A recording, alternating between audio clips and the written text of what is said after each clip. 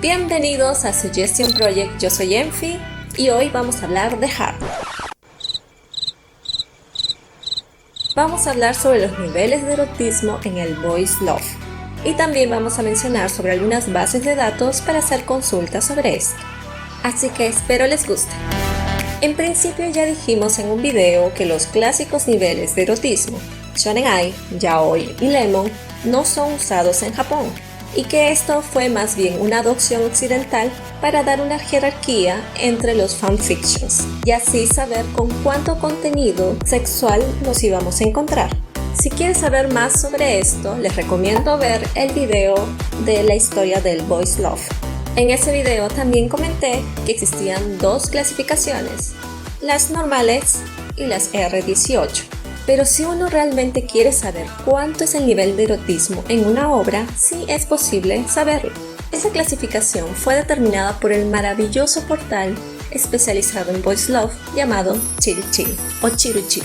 Gracias a Chill Chill podemos participar cada año en el BL Awards y además saber los rankings de ventas durante el día, el mes, el año. Además cuenta con una fabulosa base de datos de todo el contenido Boys Love en Japón, que va desde mangas, novelas, DVDs, juegos, información de seiyus, VLCD y mucho más. De hecho, mucha de la información que usamos aquí en Suggestion Project es gracias a ese portal. Claro que este portal está en japonés y sería más provechoso si uno supiese el idioma. Por ejemplo, para hacer las búsquedas es necesario usar los caracteres japoneses. En mi caso, como no domino el idioma, también utilizo otra base de datos llamada Backup Days. Ahí hago la consulta de un título y encuentro la escritura correcta en japonés. Entonces Chill Chill determina 5 niveles de erotismo. En la escala más baja vamos a tener a Nashi, que quiere decir ninguno, es decir, no va a haber ningún tipo de desnudo en ese título. Tsuname, ligeramente por debajo. Hyoyun Teki, el estándar. Ero, erótico, y el nivel máximo es hentai, lo que no necesito explicar mucho sobre esto. Un dato muy importante, puede darse el caso que a medida que van avanzando los volúmenes de una serie, esta aumente o baje su nivel de erotismo. O sea, esta determinación es solo por volumen del manga o la novela o el VLCD o la animación, etcétera. Ahora voy a dar algunos ejemplos de esta categoría en algunos mangas licenciados al español. Nivel 1. Blue Blue Blue de Amamiya.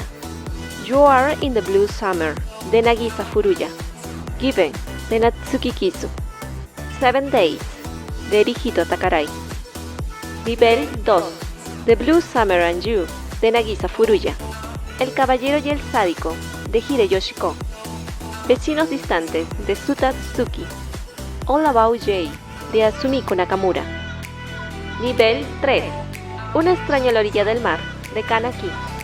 Nieve sobre los pinos de Hirebuki Takahashi. Mother's Spirit de Enzo. Jackass de Scarlett Berico. Nivel 4. Los deseos obsesivos de Michiko de Hashigo Sakurabi. Nivel 5. No hay licencias en español, pero diré algunas en inglés. Master and Doggy de Sakira. Tie Me Down and Open Me Up de Haruno Narita. MADK de Susuri Ryo. Ahora un ejemplo de cómo en un mismo manga pueden haber diferentes niveles de ero. Ten Count de Erihito Takarai y Pájaro que Trinal no vuela de Yonera Kou. Otro dato importante, aquí estamos hablando del nivel de erotismo, no si una obra tendría que ser para mayores de edad. Por ejemplo, tenemos que Given tiene el más bajo grado del nivel de erotismo. Sin embargo, debido a su contenido, por ejemplo, este editorial lo pone para mayores de 18 años. Otro ejemplo, Killing Stalking, este terror psicológico dirigido para mayores de edad, se encuentra en clasificación 2, al menos los 2 primeros volúmenes. Espero les haya gustado el video. Si nos siguen en Facebook o Twitter, ya algunas notas o noticias vienen con este nivel. Gracias, hasta la próxima. Suggestion Project. Boys Love para el mundo.